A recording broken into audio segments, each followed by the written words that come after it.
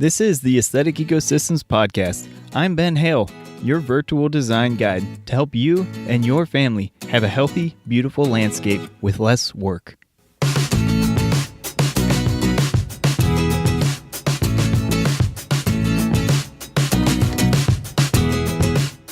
What's up, and welcome to episode 2 of the Aesthetic Ecosystems Podcast. Thanks for joining me today. Today, in episode 2, we're going to be talking all about what makes a low-maintenance yard. So what can we do with your landscape to turn it into one of these low-maintenance yards, and how can we make your yard better so we can change your life for the positive?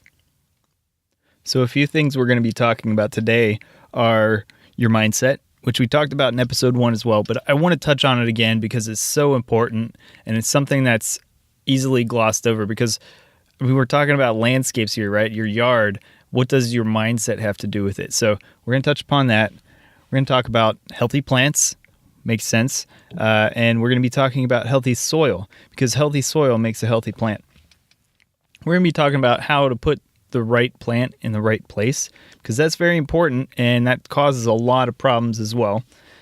We're going to be talking about grouped plantings instead of isolated plantings, using annuals versus perennials, using plants that require low resources, using full coverage in your yard and what that means, as well as reducing lawn maintenance. And the last piece we're going to touch on is good transitions in your yards, because usually at the borders of your plantings or whatever border it is in your yard, those are generally speaking the highest maintenance areas. So let's get right into it. Stepping back to the first thing here, mindset. Your mindset for your yard is really important. We just spent a whole episode talking about this in episode 1. If you happen to miss it, I highly recommend you go back and listen to episode 1 and learn about how important mindset is for your yard. And I even make the quantum leap to say that the right mindset with your yard can change your life. That's what this podcast really is all about, is how do we free up more time in our life, our busy lifestyle, so we can use that time for things that are valuable, whether that's spending more time with your family or your loved ones, or whether that's using that time to work toward your dreams and goals. But the most important thing is to not waste the extra time that we can earn by changing our landscape. It's very important because landscapes are beautiful. They can be rewarding spaces that are fun, that are inviting, that are just places to go relax or to de-stress. And that's what I want your yard to be. Generally speaking, most people's yards can be very relaxing places to hear the birds, to listen to the breeze, and to just stop and enjoy things. But at the same time, a lot of those landscapes that we think about when we think about a fun, relaxing place, try and think about maybe it's your yard or somebody else that you know, somebody that lives next door or down the street. Try and think about a yard that's just a beautiful, relaxing place. You're kind of envious of it maybe, or you're very happy about it if it's your own yard. Think about that place, and I can bet you that place requires a decent amount of maintenance to take care of, because most landscapes right now, most people's yards, you go to an arboretum or wherever, most landscapes that are curated or designed, they're pretty high maintenance places, whether they require certain timely inputs like mowing the lawn. If you skip, a few days of cutting the grass in the middle of the growing season, it can make a big difference, and you might get some angry knocks on your door. Or a planted space like a garden, a peeling garden. Those places require a lot of work just to keep weed-free, healthy plants and properly maintained plants. What we're talking about here is transitioning spaces like that into what's still a beautiful place, that place that you desire to have or you're envious of, but make it in a way that doesn't require so much work. And this is very, very possible with proper design and proper thought and planning going into your landscape.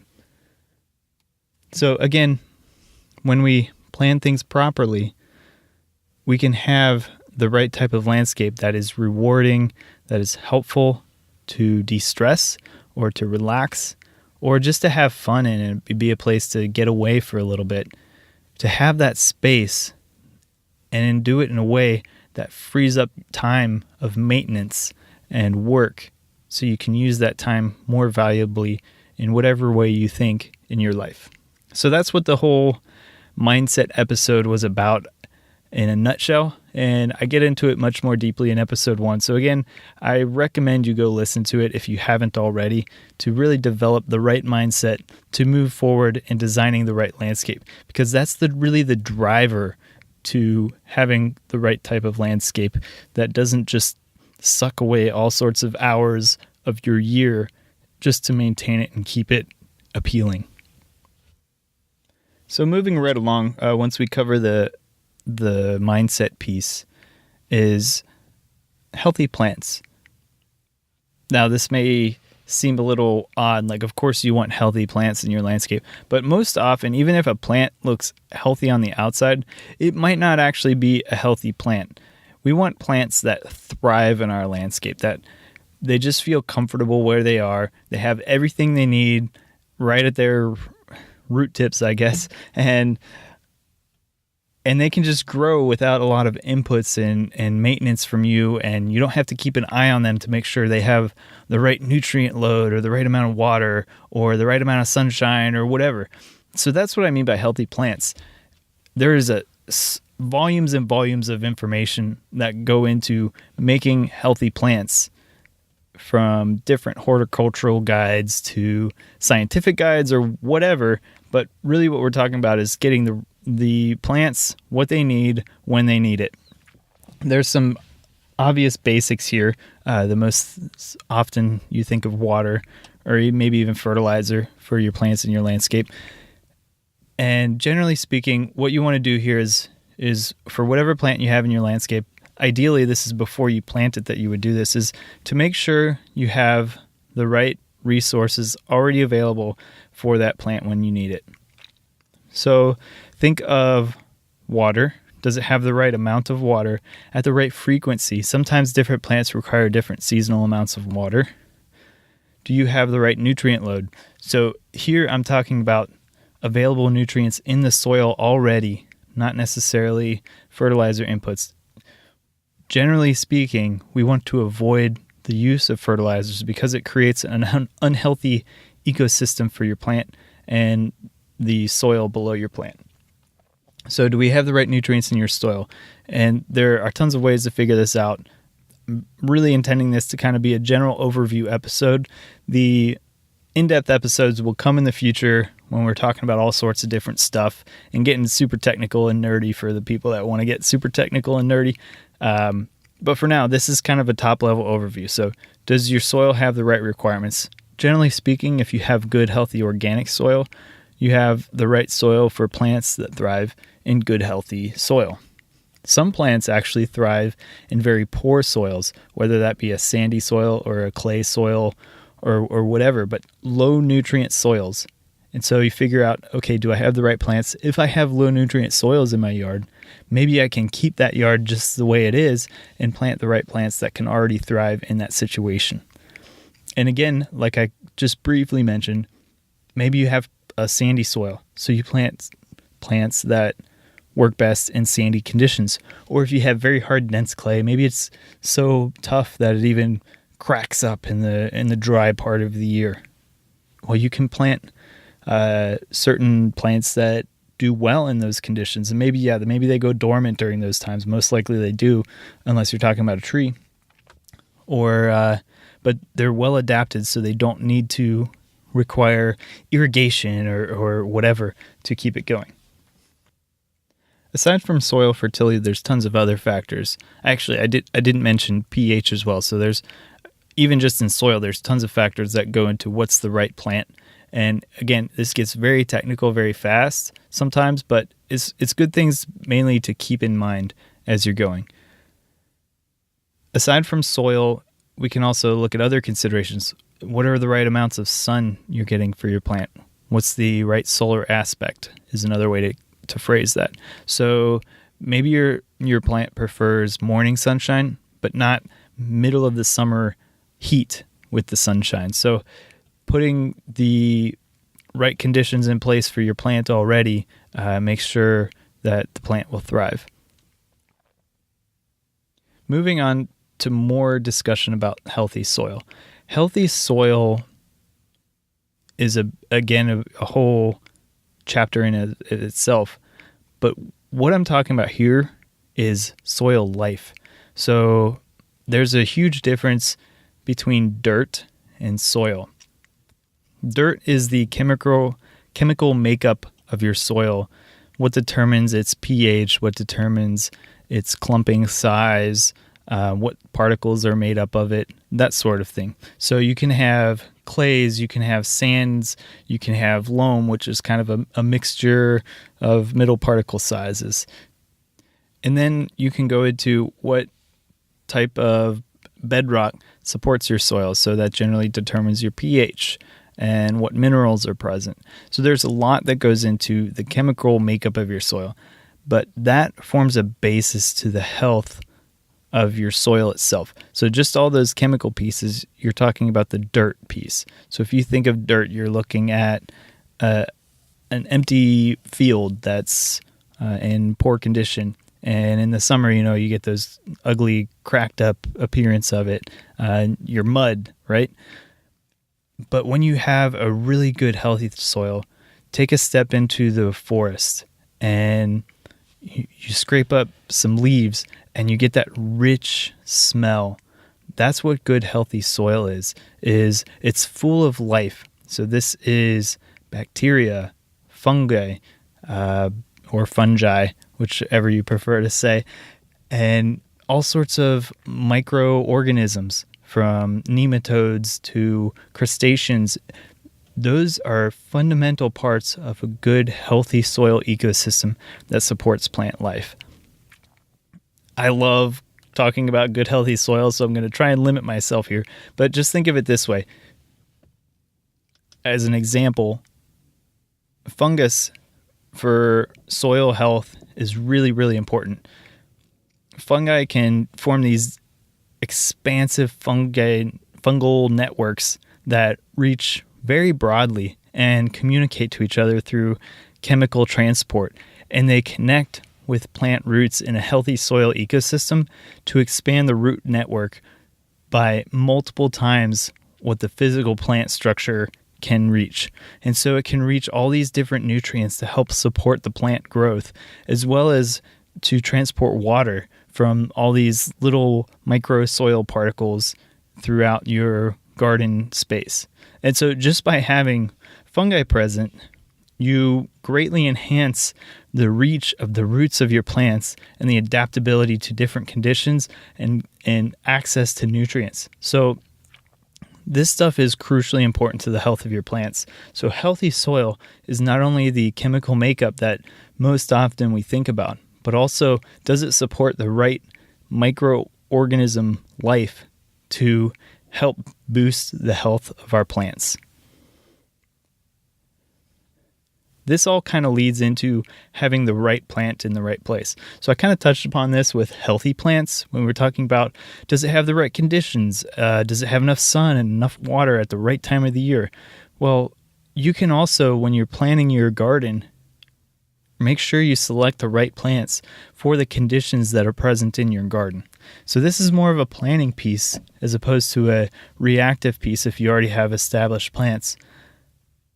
But when you're planning out your garden, or you're planning to spruce up your garden or expand it in your yard, make sure you have the right plant that's adapted to the conditions. So if you have, take for example, our front house faces south, and we have a bank that slopes away from our house. So in the middle of the summer, the front of our house just gets pounded with hot summer sunlight. And the plants that we put there, they have to be able to withstand that heavy sun exposure during the summer. But on the flip side, there's a benefit to that, where during the winter, it actually absorbs a lot of heat from the winter sun and boosts the soil temperature right below it higher than, say, our backyard that doesn't get any sun during the winter.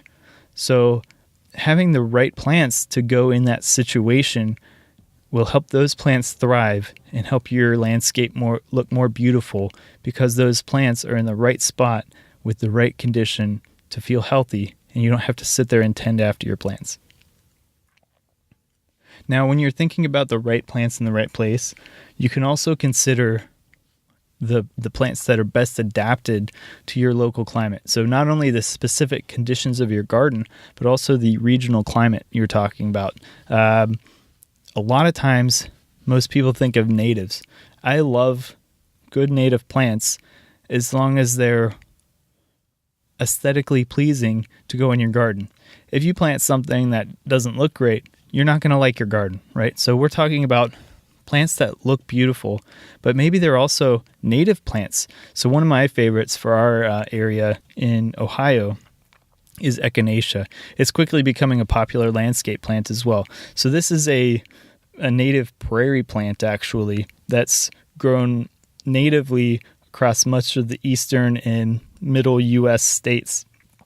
And echinacea has these beautiful, deep pink-purple blooms throughout the latter half of the summer all the way into early fall.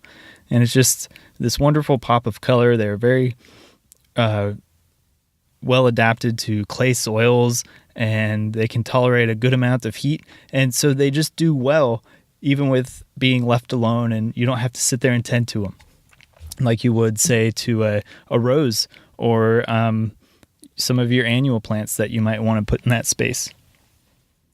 But aside from natives, you can also consider well-adapted exotic plants.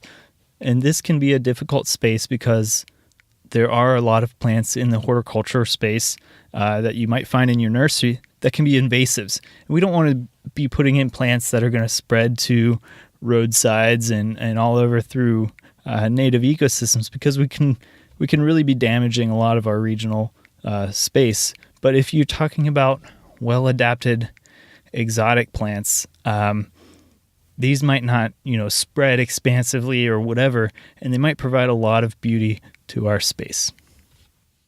So going along the line of having the right plant in the right place, we also can think of the type of plant. So is this an annual plant or a perennial plant? And I'm kind of picking favorites here. And by kind of, I mean a lot. I really prefer perennial plants. Perennial plants are plants that come back year after year after year. And so when you're thinking about low maintenance, saving time in your yard, of course you would want something that comes back year after year. So the real trick is picking the plants that are beautiful, give you the right amount of color and texture in your yard and landscape, and select those perennials that give you what you want. The reason annuals have kind of become a huge favorite over the past probably 200 years is because some annuals, they are just beautiful. So think of like a zinnia that just gives you a giant pop of color, or whatever your favorite flower is. Odds are it could be an annual plant, because annuals just can provide such vibrant beauty, but unfortunately it doesn't last. So after it blooms, the plant generally dies, goes to seed, and starts its life cycle over by reseeding. Now, with that said, if you have self-seeding annuals, so if the seeds take readily and can grow back the next year without much work, those are the kind of annuals that I love, because you can still get that pop of beauty that you generally want with an annual, and it'll kind of take care of itself by dropping its own seeds in the same place or nearby and coming back the next year without you having to sit there and cultivate it or plant a new plant each year or go to the nursery and buy flats of annuals, and it'll just kind of take care of itself. Those are the kind of annuals that I like. But perennials, they're generally speaking, you plant it once and you'll get several years of beauty out of it. Now, there's a lot of short-lived perennials or perennials that kind of slowly regress if you don't divide them occasionally and that sort of thing. But again, if you're talking about having to divide one plant every 3 years, let's say, versus replant every single year for 3 years, I'll choose the first one, where I can have a perennial it establishes itself, it grows well, and then maybe some fall or winter or whatever, I go back and I pull part of that plant away to let the remaining piece grow back with more vigor, and I can even spread the other piece to a new area if I want to get more beauty. So that's kind of why I like perennials, is they're generally speaking a lot less work, given that you've provided them with all the conditions already that we've talked about. Now, when it comes to plants, generally speaking as well, most plants don't grow well as isolated specimens. So what I'm talking about here is, if you think about, like, you go downtown, whatever city you want to talk about, right? You're walking down the street, you see these trees lining the street. A lot of times they're in this about 3 foot by 3 foot square of concrete that's been removed to allow the space of one isolated tree to grow, so you can have a little bit of nature in your city, but not too much, right? So that's an isolated planting. Now you step over into a suburb yard, you kind of see the same thing, an expansive lawn, kind of punctuated here and there with a tree, a specimen tree here or there or wherever, and they're kind of randomly spaced. Well, most of those plants, they can grow like that, but they generally do better in groupings, and it also helps with your maintenance to put them in groups as well. So specifically what I'm talking about here by reducing your maintenance by grouping is, if you have garden areas, kind of general garden areas throughout your lawn, and reduce the amount of spaces you have to mow around, it will help your maintenance overall. You can batch one type of work, so garden maintenance, into a specific area, and you can batch other types of work, such as mowing, into other areas. Specifically what I'm thinking about here is, picture the yard where there's, say, the front yard has 3 to 5 individual trees spaced throughout the yard. They provide beautiful shade. You have a nice lawn underneath. It's nice for sitting and relaxing or kind of playing ball or whatever. But when you go to mow that yard, you kind of have to zigzag around the different trees, and that takes a lot of time and effort just to adjust to where the trees are.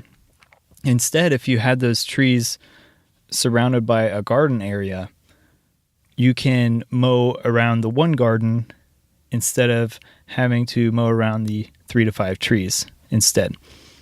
And that allows your garden to kind of be the space for the trees, and to also architecturally help the planting by providing various heights of plantings as well. So you might have a few shrubs in this garden space along with your 3 landscape trees, and then various lower growing herbaceous plants underneath it.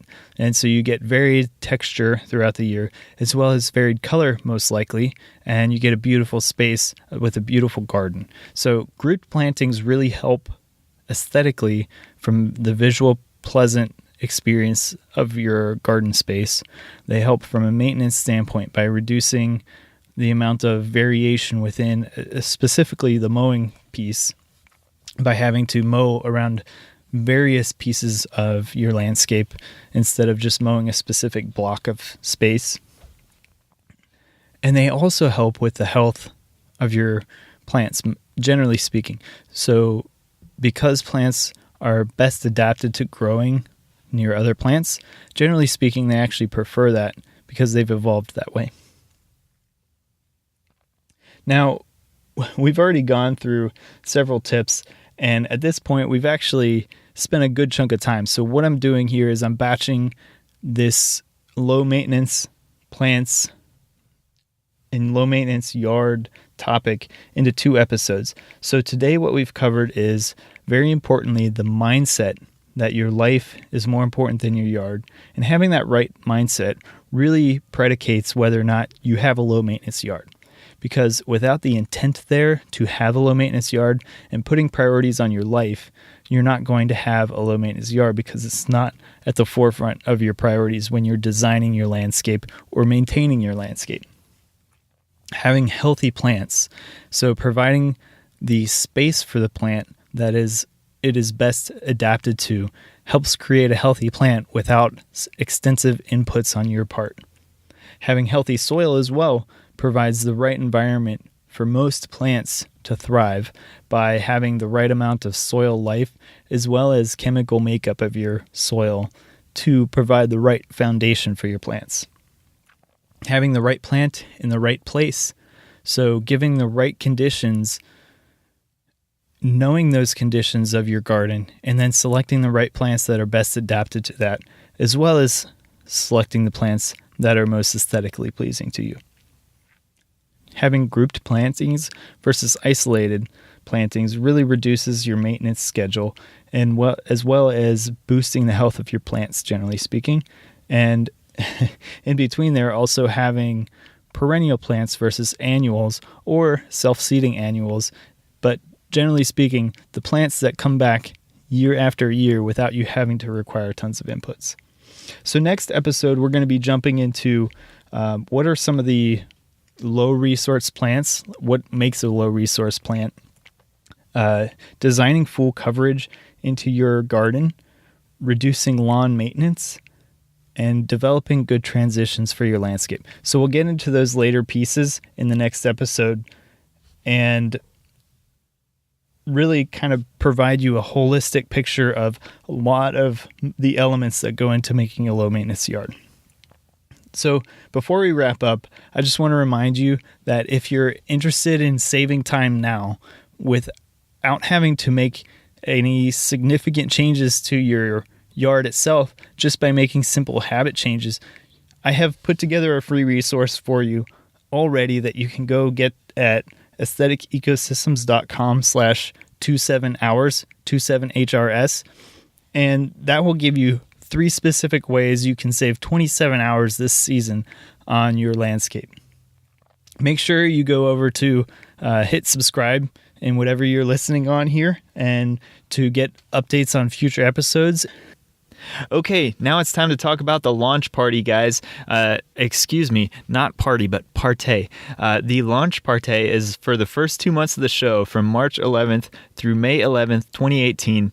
I want to have some fun to help spread the word about the show. I really appreciate your enthusiasm and interest in this show, and I want to get you guys involved and have some fun while we're doing it. So this is a chance to have some fun, for us to get connected, to win some prizes. And let's talk about the prizes before we talk about what we're doing. So what are the prizes? Weekly, I'm offering a free consultation with me, Ben Hale, which is normally a $99 value. So one person each week that gets involved in the launch partay gets a free consultation. I'm also giving away a free offer for one of my ebooks, 10 Ways to Get More Beauty with Less Work, which is a $19 value. Next, the grand prize. There is only one of these we're giving away through this whole launch party. So at the end of the launch partay, the Organic Lawn Care Manual by Paul Tukey. So Paul Tukey himself has offered to give away one free book to a lucky winner that's getting involved in this launch party. And this book is all about how to manage a healthy lawn, from anything from a golf course style lawn to your low maintenance lawn, which of course is something I prefer here on this show, right?